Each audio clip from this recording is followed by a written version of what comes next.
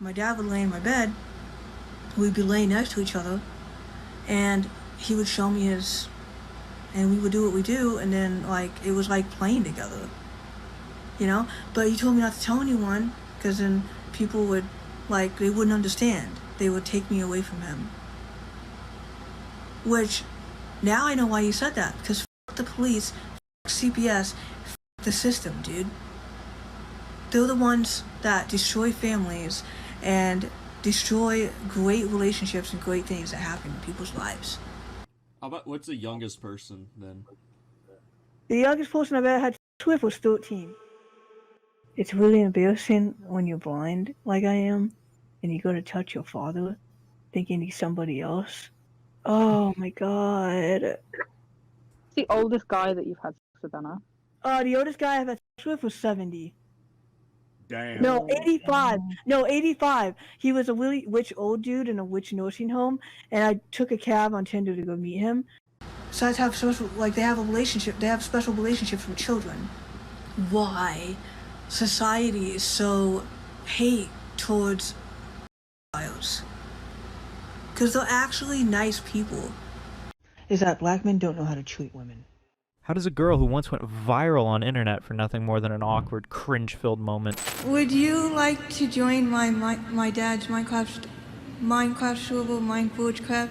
I've got business cards here if you would like. Spiral into one of the most disturbing horror cows the internet has ever seen. Meet Anna Jane Clossin, also known as AnacondaSin, a woman who publicly confessed to fantasizing about sleeping with her own father without hesitation or shame. And this is only the tip of the Anna's iceberg. What follows becomes far darker and far more disturbing. But perhaps the most unsettling part of all of this is the fact that from the very beginning, Anna's story is a deeply tragic one. According to Anna's own telling, her mother, Amanda Timmons, was a drug addict, specifically crack, and was smoking an unhealthy amount of it while she was pregnant with Anna, leading Anna to have multiple health complications. These include, but are not limited to, being autistic, weighing barely 1 pound at birth, and having a very low IQ, less than 70 in Anna's own words.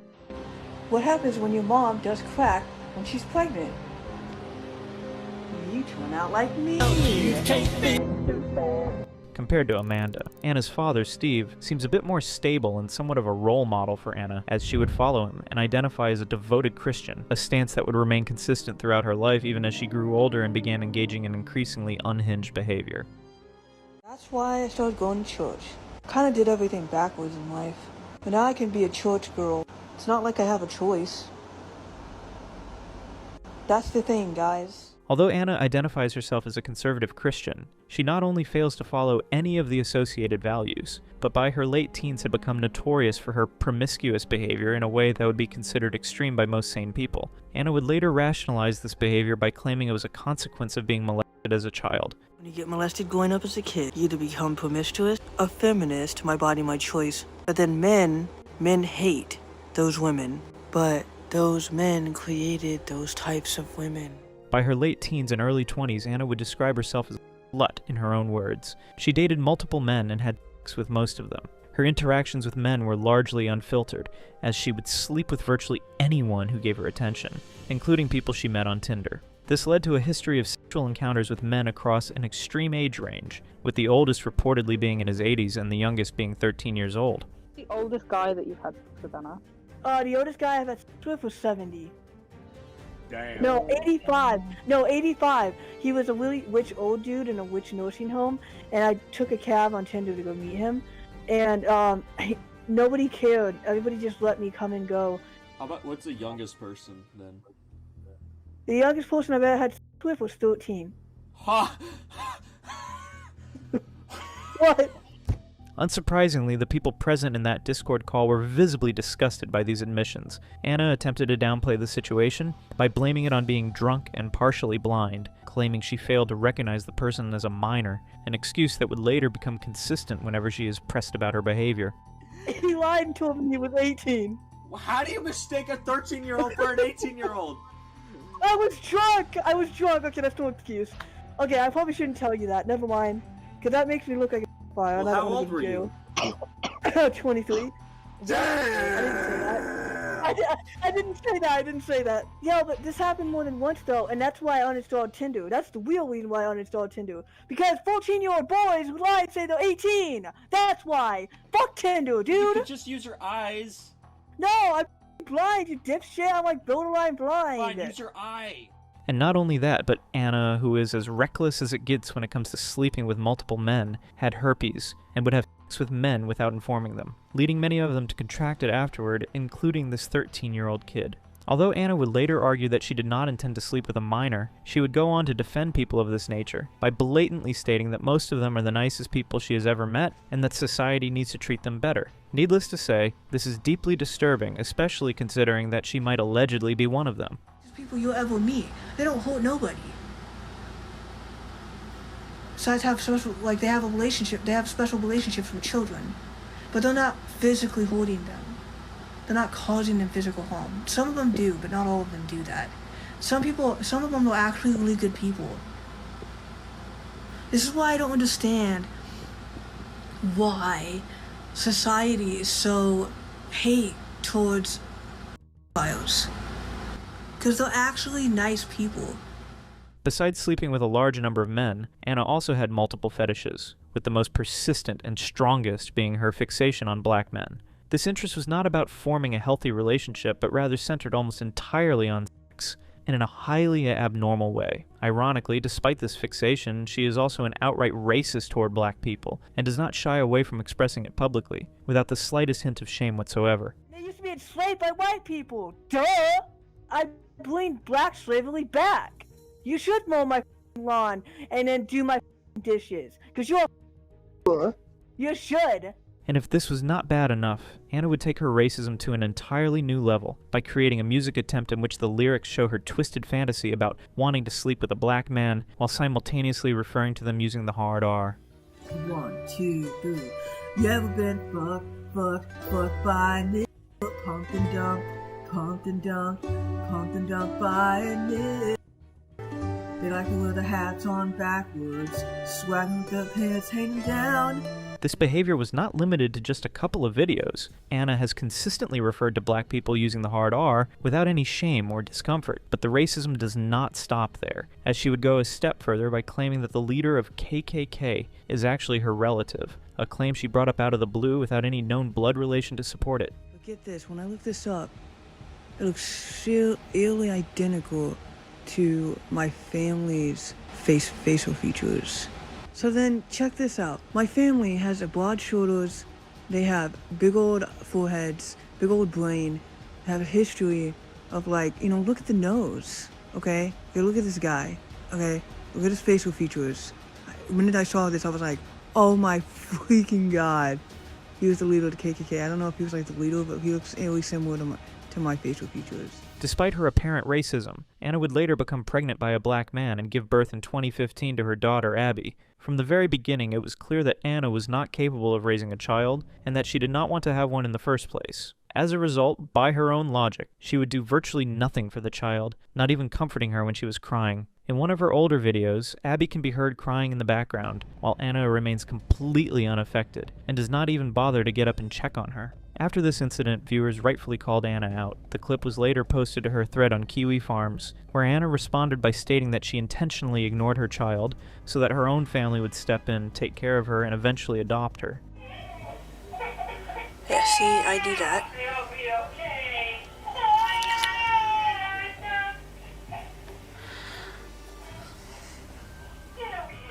Despite all of this drama and her despicable behavior in her own life, Anna would become viral on the internet during this time for a completely different reason. The very first incident that put Anna in the spotlight dates back to 2013 at a Minecon open mic conference, where Notch, the creator of Minecraft, was taking direct questions from attendees. Despite the overall conference being heartwarming, one particular moment would end up going viral, and that moment involved none other than Anna, who was 18 years old at the time.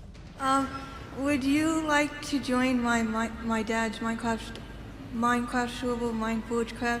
I've got business cards here if you would like to join. Join his Minecraft what? Minecraft, MineForgeCraft.com.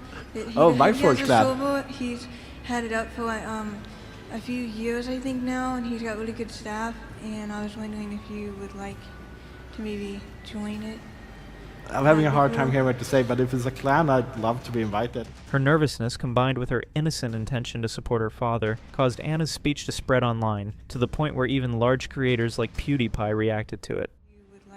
I'll join! I'll gladly join! I'm having a hard time hearing what to say, Oh but my if it's a clan, god! Just say yes and move on. My god, please. I feel like you are doing equally bad job here. While many people viewed the moment positively, others chose to mock and ridicule Anna. Some went as far as joining the Minecraft server run by Anna's father and sister specifically to harass and mock her, which eventually led both of them to lose interest due to the intense trolling. Although Anna's father later claimed that this harassment was the reason the server was shut down, the actual reason behind its closure is a far more disturbing and deranged story. Alongside Anna's father and sister, there was another individual involved in running the server, a man named Starfire. Starfire was a longtime friend of Anna's father, which also made him close to Anna. Despite being significantly older than her and having his own family, Starfire was communicating with Anna in a romantic manner. He would later disclose the full situation to Anna's father, which ultimately led to the server being shut down to prevent Starfire from having any further access to Anna. Along with some of my dad's online friends, Starfire. And I might have also played a role in why the server got shut down. I was talking to him, but he had a wife and kid. He was 35 years old, and I tried to meet up with him. I was worried that he was going to throw me under the bus afterwards and then tell my dad and get me in trouble. You know, being able to meet me at a hotel and... While Starfire was undeniably at fault for his actions, Anna was not entirely a victim in this situation either, as she was allegedly the one who initiated the interest first. Although Anna gained a significant amount of attention almost overnight, she would fade into obscurity soon after. Despite this, she created a YouTube channel in 2015, believing it would bring her more attention, which ultimately did not happen. One of the most recurring themes on this channel was Anna's fixation on being a man, and how she believed life would be better if she were one. The primary reason she had this desire was the belief that she could sleep with as many people as possible without having to face any consequences. I could just freely date whoever I wanted, and I wouldn't have to worry about periods, pregnancy, being judged by who you sleep with, sleeping around. Guys can do that, and have people back them up, like their buddies and whatnot, and when you're a girl that do that, people tend to start calling you. Anna would take this obsession even further by choosing to dress like a man and act like one in her videos, in what comes across as extremely cringeworthy behavior. While it seemed at first like a normal cringe, it became deeply concerning when Anna explained that she pretended to be a woman solely to make her grandmother happy about having a granddaughter. She also admitted that she was always attracted to her older sister, particularly when she was changing clothes. I pretended to be straight for my mom, who just wanted a granddaughter. My sister, I always thought was hot when changing clothes. I thought I was a girl. While this by itself already reflects poorly on Anna, it was not the first time she had implied an interest in promiscuous behavior. Anna had previously told extremely disturbing stories about her sexual fantasies involving her own father, which will be covered later in this video. After her failed attempt on YouTube, Anna would move on to TikTok by the time the platform became popular in the United States, around 2018.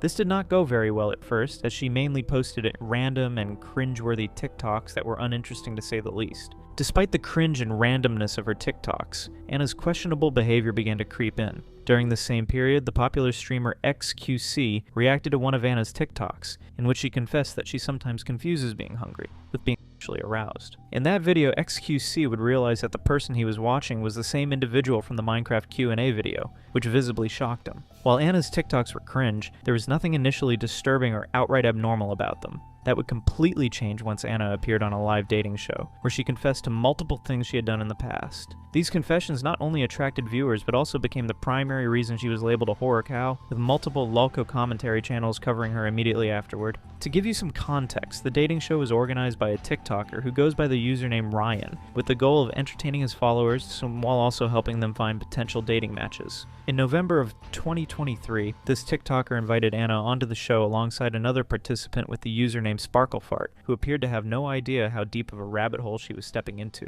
At first, the date seemed to be going relatively well. However, when Anna was asked about her views on horror movies, she abruptly steered the conversation into disturbing territory by stating that she watches such movies because they make her excited, meaning they activate her sexual desires. I mean, Isn't that what it means when you said, like, people get excited by horror movies? Like, I never said anyone was excited by horror movies. I just said that I like them. Right? Like, it gets you going, right? No. What do you feel then when you watch them? Like, then what was the point of you watching it then? To not be bored. Naturally, Sparkle and the chat were dumbfounded by what Anna said. The host attempted to make sense of her comment by relating it to a viral internet trend in which women express attraction toward men wearing horror masks. Well, there was that whole trend. Do you guys remember that trend where like everyone was doing like the ghost face mask thing, and girls were into that? I mean, it's kind of the same thing. Oh, you mean Scream? That's a really good movie. Yeah. The girls were doing that like transition with like the ghost face mask, and everyone was really into it. Yeah. I had an ex-boyfriend dress up like him, and I sucked his dick. It was awesome. I need emotional support teddy bear for this. Although the host was clearly trying his best to frame her comment in a less disturbing way, Anna refused to go along with it. Instead, she escalated the situation by shifting the conversation to animals and sharing a deeply disturbing story. One of the statements that became the center of massive controversy was Anna describing a person she knew who was a hunter and allegedly engaged in inappropriate acts with the animals he... Oh, that reminds me of a story. There was this guy that was a hunter that would unalive deer, and then he would, do it with them after he unalived them, deer. And I'm like, okay, if no one else was around and no one was around to see it, and you're alone in the woods, and who cares? I mean, it's already unalived at that point. Anna then proceeded to confess that she shared the same fantasy, adding that the only reason she had not acted on it was because, as a woman, she was physically unable to kill the animals herself, and therefore could not satisfy that fantasy. To be, like, I think it would be more awesome if I could be, like, a guy and have done that, because that would be, like, freaking cool, And I could be, like, a deer hunter, And then, like, I could, like, eat their meat. While these fantasies are extremely disturbing, the livestream also revealed how twisted Anna's moral framework is, as she explained that it would be acceptable to do something like that behind closed doors as long as nobody saw it. Although Anna claimed that the hunter she referred to was just a random person, I would speculate that she may have been referring to one of her boyfriends, as she had previously dated a man who was a creepy hunter and openly carried knives and guns wherever he went. I'm a hunter. He likes to hunt and stuff, and he doesn't like that about him or whatever. Yeah, see your knife. I see the knife on his hip. But it's not my fault. It's my right to have my guns at my place. Oh yeah, he likes to see. Which ones? I got... At this point in the livestream, Anna's reputation was already in the dirt. She then attempted to walk back some of her earlier statements by arguing that the reason she thought deer was cool was because of the respect associated with wearing their skin, or making jackets out of it. Needless to say, this attempt came far too late. Ironically, Anna would once again unpromptedly share another extremely disturbing story about how her ex-boyfriend once asked her to engage in sexual acts with his dog, which she claimed she refused. From Anna's stated moral position that anything is acceptable as long as it happens behind closed doors, both the host and the chat refused to believe that she was not involved in the act. It's like my ex-boyfriend who was 45 and wanted me to have sex with his dog, but I didn't do it. And he told me he didn't do it with his dog. I don't believe that. He did it with his dog. No, I think you did it with the dog after this conversation. I never did it with the dog. No, I never did it. Because the dog was scared of me and did not want to do it. He would put the dog on me and the dog would go on. You were trying to fit. Yeah. I didn't want to do it either. It was weird. Like, that's a little too far. Like, you're just sitting here talking about wanting to do it, and like you're just saying you didn't do it, but I think you did it. Anna then attempted to further prove her by stating that the dog was scared of her, a statement that implies she might have been interested if the dog had not been afraid. At this point, Anna completely stopped defending herself and leaned into the accusations, making eerily disturbing and inappropriate jokes, which ultimately led the host to remove her from the livestream. I need therapy. It doesn't matter if your eyes is closed. Your eyes is closed. You can just think it. You can just imagine it's a man with a giant penis. I'm glad my dog's not in here for you to ogle at. Every dog has a different size. Oh. As you can imagine, this particular livestream was met with utter shock, leading many people to become extremely curious about Anna and further insight into her private life. Anna, who appeared largely unaffected by the negative attention she was receiving online, would instead take this opportunity to grow her TikTok account by hosting live streams where people could join, ask her questions, and receive direct responses from her. However, instead of attempting to clear her name, Anna would go on to dates to describe multiple deplorable actions from her past, many of which were somehow even worse than what she had admitted during the dating livestream. Anna stated, in her own words, that when she was around 8 years old, she used to feed her sister's guinea pigs to her dog. While the act itself is horrifying, the reasoning behind it was even more disturbing. According to Anna, her motivation was simply to see what it looked like for the guinea pigs to be eaten by the dog. I fed my sister's guinea pigs to the dog. What the That's not a flex, bro. That's what I did when I was 7 years old. Because I wanted to see them get eaten by my dog. Why would you even say this, dude? Because it's what I did. I used to shake the rats' cages and torture them, hang them on nails and stuff like that. But that's who you were in the past. That's insane. And if that was bad enough, Anna also claimed that she used to shake rats inside their cage and nail them to a tree in an attempt to torment, an action she described as exciting. Beyond the obviously deplorable nature of these behaviors, it is deeply confusing why Anna would openly admit to such incriminating actions online without any prompting. However, once her intense attention-seeking behavior is taken into account, it begins to make sense. Anna tends to make these kinds of statements when she is single, and not receiving attention from others. And when combined with autism and intellectual regression, she appears willing to say whatever she believes will provoke a reaction, and thus get her attention. The problem, however, is that what she says is not entirely false, and in many cases appear to be true. In addition to the public backlash, this situation carried potentially serious consequences, as authorities were sent to her home for investigation after people online discovered where she lived. However, with no evidence beyond Anna's own confessions, the police were unable to proceed further after their investigation. Despite not facing any serious legal consequences, the fact that people online had located her home and contacted law enforcement appeared to make Anna realize that she had gone too far. As a result, she released an apology video. However, in classic internet Lolcow fashion, instead of taking genuine accountability, Anna attempted to gaslight the audience by claiming that her statements were merely jokes, not meant to be taken seriously. To it, and they think that I actually did those things. People that actually know me in real life know that I can't even drive. They know that I can't, they know me, but calling in a police department 1,200 times and delaying their calls, and they're trying to save lives and things. You're taking that away from people that actually do need it. It's a freedom of speech. There was nothing illegal. That's what my dad has told me, that the officer has told him. So if you could not call in and distract them from doing those things, that would be great. While it hardly requires an explanation on why this excuse is not credible, the hypocrisy is still worth pointing out. During the dating livestream, Anna became extremely defensive when Sparkle accused her of being the one who engaged in inappropriate behavior with the dog, rather than her boyfriend. This reaction directly contradicts her later claim that everything she said was just a joke, as there would be no reason to argue so intensely if that were truly the case. Additionally, even while Anna was actively sharing disturbing stories about herself during the livestream, she repeatedly showed concern that Sparkle might view her as repulsive or a freak for saying such things. Needless to say, this raises the obvious question of why she would be worried at all if it were all meant as a joke. To make matters worse, this was not the only instance of Anna having a troubling history involving animals, particularly dogs. When she was around 14 years old, Anna owned a dog named Luke. The dog was later taken away, and after that she was never allowed to own another pet. In light of her later admissions, many viewers speculate that this decision may have been due to inappropriate interactions between Anna and the dog. Although Anna appears to regret her actions during these live streams, this was not the only time she repeated the same behavior. This time, it occurred during a Discord call.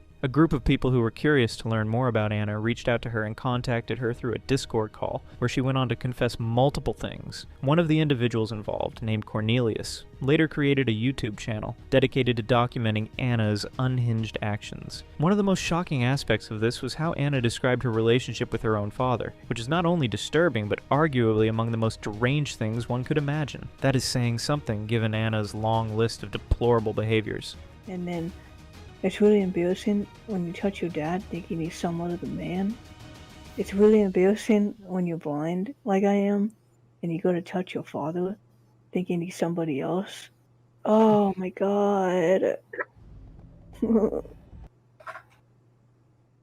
Given that Anna had previously attempted to promote her father's server and support him during the Minecon event, many people assumed that her relationship with her father was unusually close, but still within normal boundaries. That assumption could not be further from the truth. In one of these calls, Anna stated that she would sleep with her father if he developed Alzheimer's, reasoning that he would not remember it, while at the same time other participants in the Discord call encouraged her to do it in the present. I gets Asperger's. No. If my dad gets, if my dad gets Alzheimer's, that'll be the perfect time. If my dad ever gets Alzheimer's, I'm gonna f the hell out of him. Why don't you just do it now? No, I'll remember it. You just have to break that awkward thing. Just go up and hug him. As the conversation grew increasingly disturbing, Anna went on to claim that she had once mistakenly touched her father, believing he was someone she was seeing on Tinder, explaining that people she dated would sometimes enter through the garage without notifying her. Yeah, and then he's like, "What the hell are you doing?" I was in the kitchen, in the dark, there's lights on.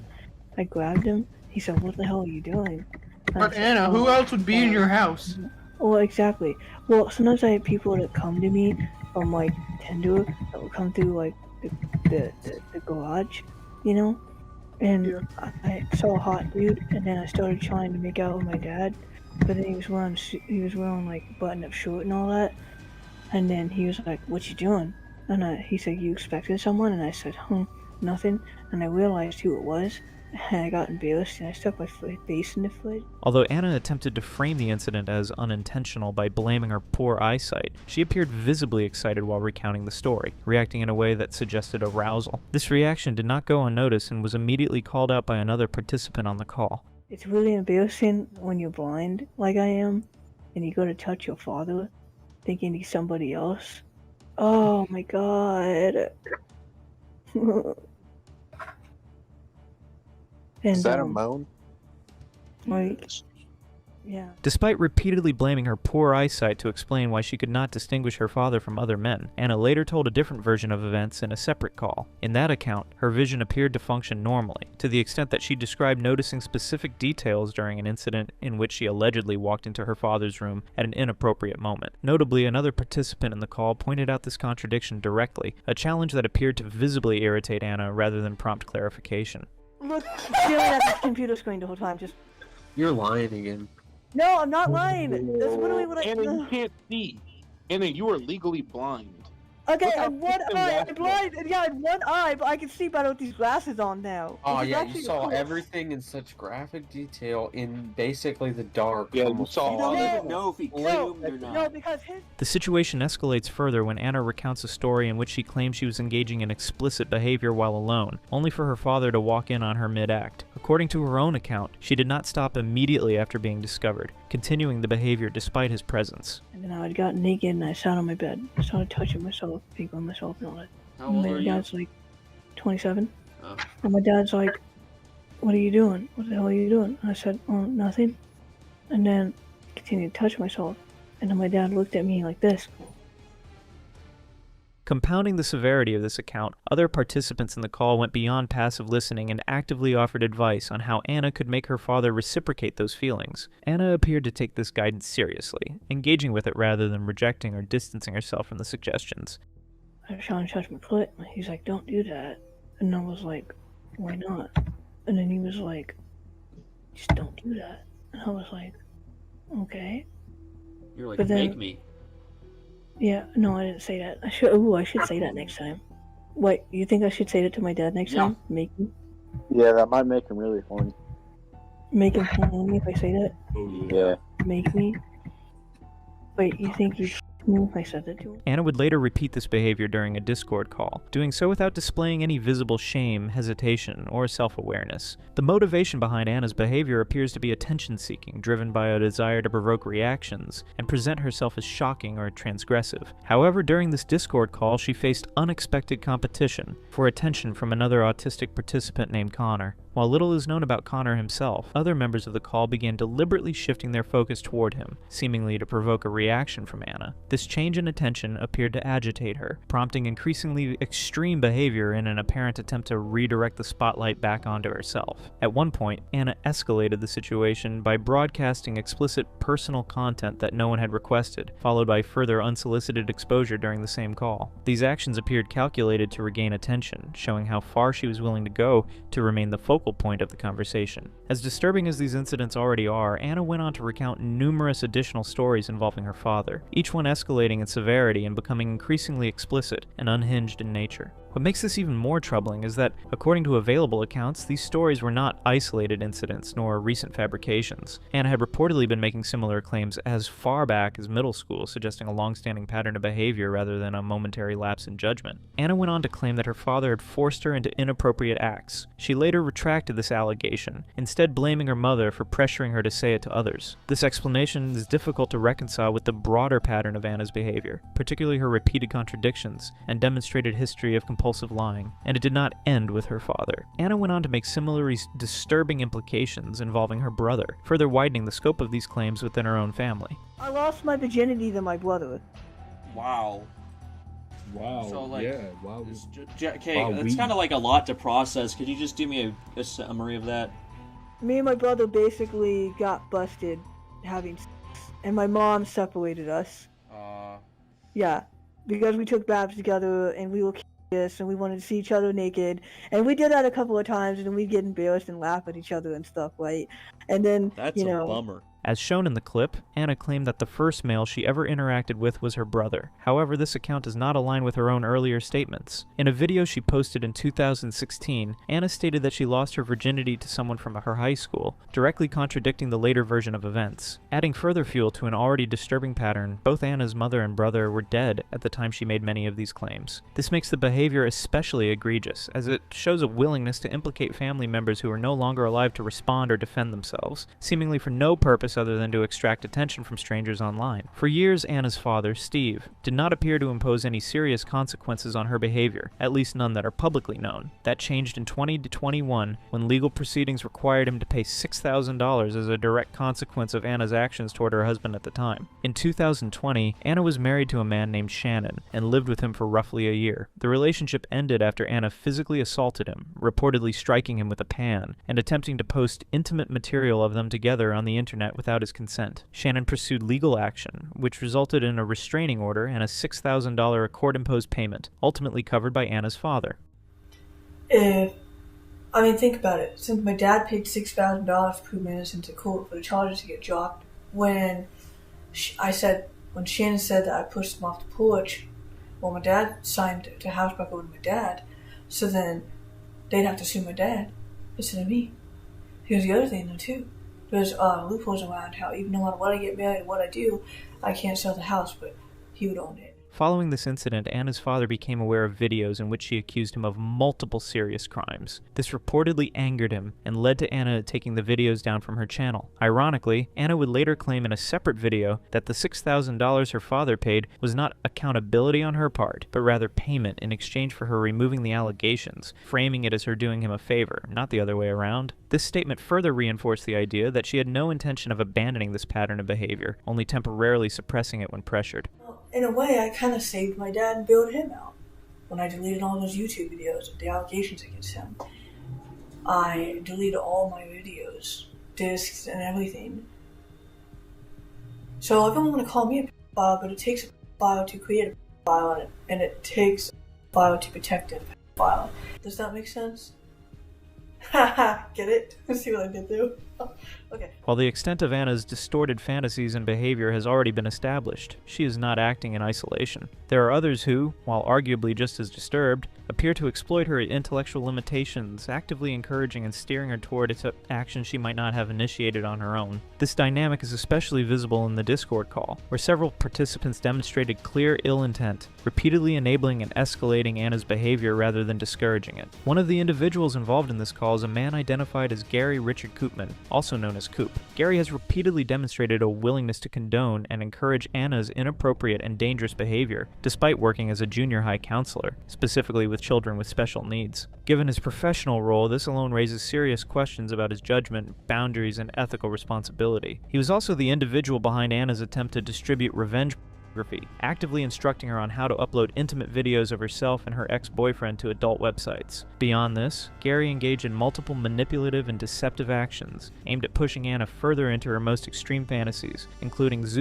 fixation. He also impersonated KingCobraJFS on Twitter, deliberately convincing Anna that she was in a relationship with the real Cobra. It is important to note that all of this occurred before Cobra's death. On January 13, 2024, Gary, while posing as King Cobra, commented under one of Anna's Twitter posts in which she had shared direct messages from a random man attempting to flirt with her. From that point forward, he continued communicating with her via Discord, reinforcing the deception to the extent that Anna publicly posted Cobra's photo with the caption, "My boyfriend maybe one day." It should be noted that there is no record of Cobra ever acknowledging Anna or interacting with her in any capacity. Around the same time, Anna posted a TikTok video reviewing one of Cobra's food hacks. While the review itself was unremarkable, viewers quickly noticed something far more concerning. During the live stream, Anna briefly exposed multiple browser tabs open to websites, which the audience immediately picked up on. This fixation was not limited to Cobra. Anna has also openly expressed interest in dating other well-known Lolcows, including World of T-Shirts and Daniel Larson. Neither scenario is remotely plausible, one identifying as asexual and the other incarcerated at the time, further underscoring how detached from reality her thinking had become.